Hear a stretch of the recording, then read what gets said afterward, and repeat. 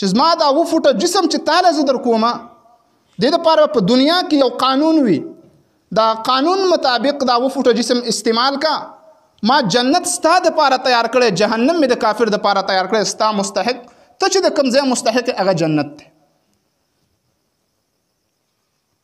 انسان نه د دقه 2 فوټه جسم الله په عالم ارواح کې وعده واخستا الست بربکم آیا زه ستاسو رب نه یم انسان خپل وعده وکړله قالو بلا ټول ویل الله ته زمونږ رب بل څوک زمونږ رب نشته انسان چې الله کله دنیا ته راولېږو دا وعده الله ته یاد وه د انسان فطرت هم ورته یادو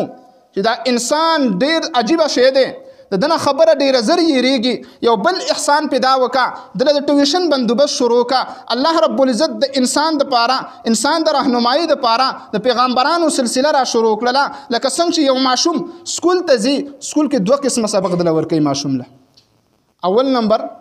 استاد ورته اق سکول کې ناستې د چوکې په لاس باندې او ماشوم ته وایي سبق یادوه دا ماشوم سبق یادوي په دقه وخت کې ته استاد به تعاوري او دویم نمبر سبق د ماشوم له ورکوي چې هوم ورک ګر کا کام دا ورته ویل کېږي چې دا به ته په کور کې دا سبق یادې بچیه سبا چې کله راشي سبق به درنه اورم که چېرته د سبق یاد مخکې به سبق در کوم سبق د یاد نه وام به دی کله کله پلار خپل د ماشوم اندازه اخلي خپل ماشوم حالت ورته معلومي ماشومانو کې بعض هغه چې خپل سبق په خپل ذهنیت په بنیاد باندې یادولی شي لیکن یو ماشوم دومره کمزوری دی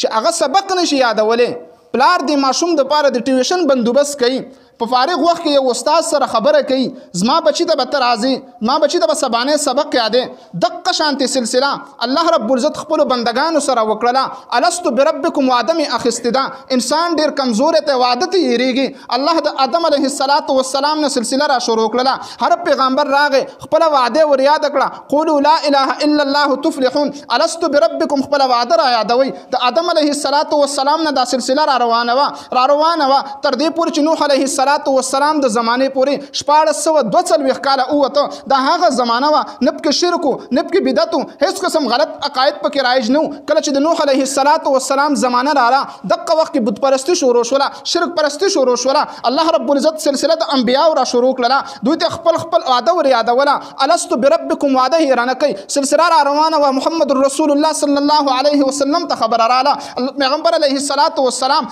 اول اواز دا کوي قولوا لا اله الا الله تفلحون خلق لا اله الا الله وای کامیاب بشي اول نه ټول نه مخکې چې په پیغمبر علیه الصلاة والسلام باندې کم انسان کم شخصیت گزار وکړو د رسول الله صلی الله علیه وسلم خپل سکت رو ابو لهب را پاسېدو او ته وایي تب لک لهذا جماعتنا سائرا تباشي برباد شه دې دپاره د موږ را جمع کړلو د ابو لهب دا خبره الله رب العزت ته دومره ناخوښه شوله الله په ابو لهب باندې پوره صورت د په رد کې را نازل کو تبت یدا ابي لهب وتب ما اغنى عنه ماله وما کسب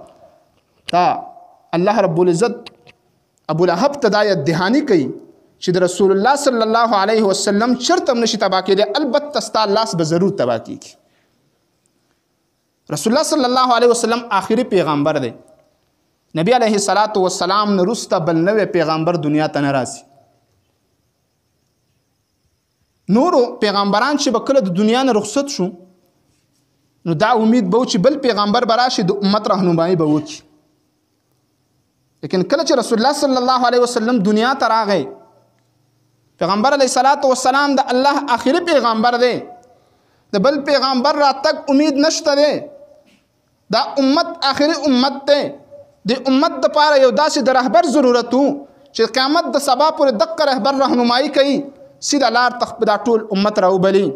الله رب العزت جناب محمد رسول الله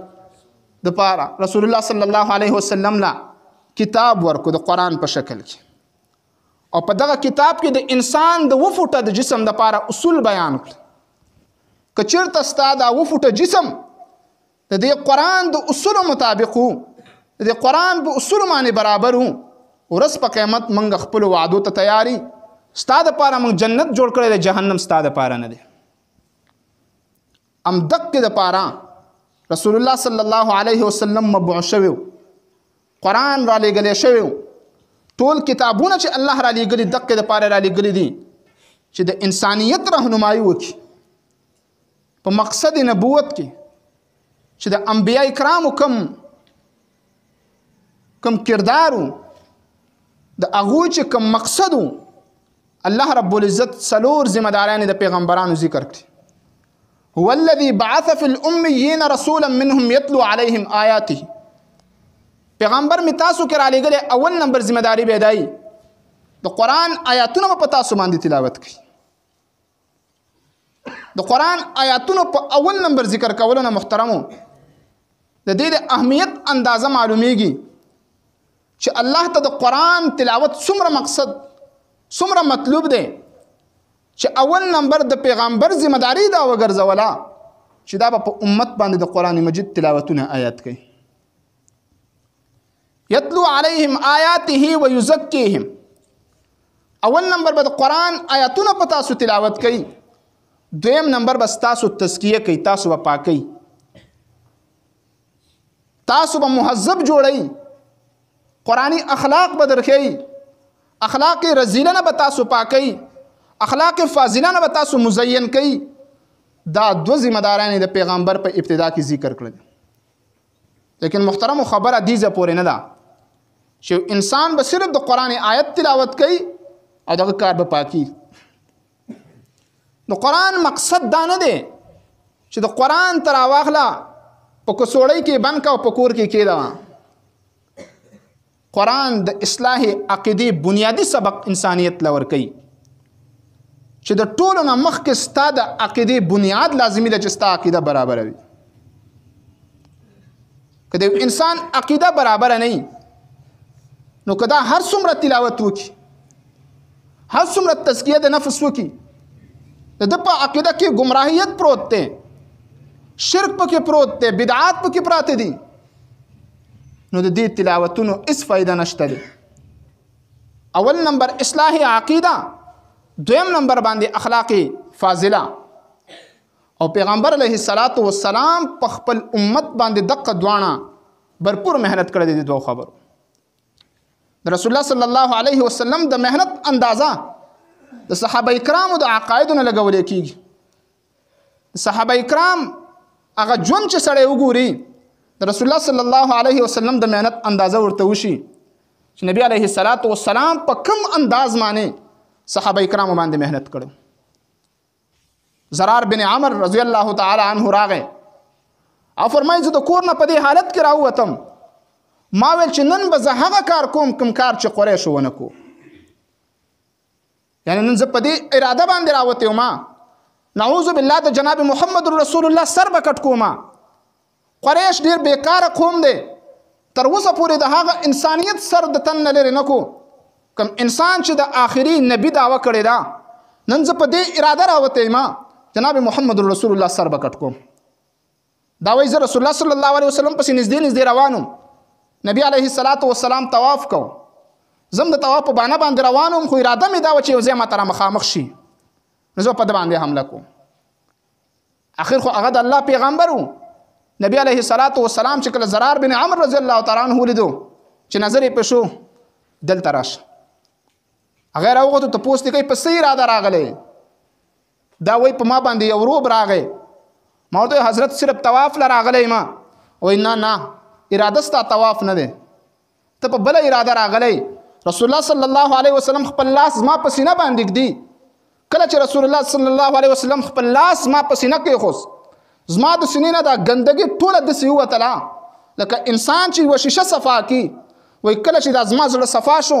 ما په پیغمبر علیه السلام باندې ایمان راوړو. زه خپل کلي ته راواپس شوم. زموږ په کلي کې یو ناکاره ښځه اوسېدله، هغې خواته به خلک تګ راتګ کوو. زه چې کله ولیدم زما طرف ته اشاره وکړله، ما ورته چې نه نن ستا خواته نشم راتللی، ما په جناب محمد رسول الله باندې ایمان راوړی دی. ما ویل دا هغه صحابي و کله د پیغمبر په قتل پسې را روان دی، کله چې عقیده برابره شي د یو ناکاره ښځې ته کتلو ته تیار نه دی. عمرو بن العاص رضی الله تعالی عنه د پیغمبر علیه السلام صحابي دی. هغه فرمایي ما باندې د نبی علیه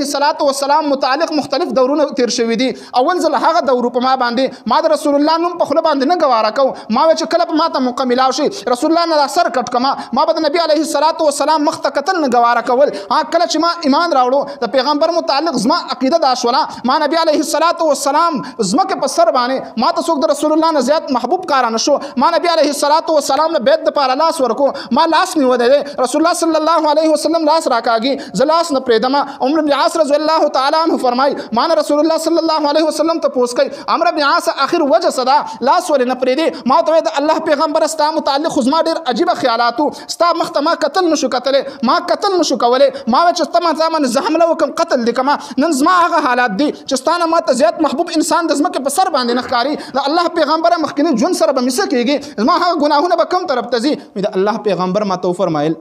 چې کله انسان اسلام راوړي ټول ګناهونه د انسان معاف کیږي ستا ګناهونه معاف دي. دا هغه صحابه چې د پیغمبر په دشمنی کې دومره پیش کله چې عقیده برابر شوله د نبی علیه الصلاۃ والسلام محبت د الله رب العزت محبت په زړه کې کېناستو به د رسول الله صلی الله علیه وسلم نه زیات د بل سړی محبوب نه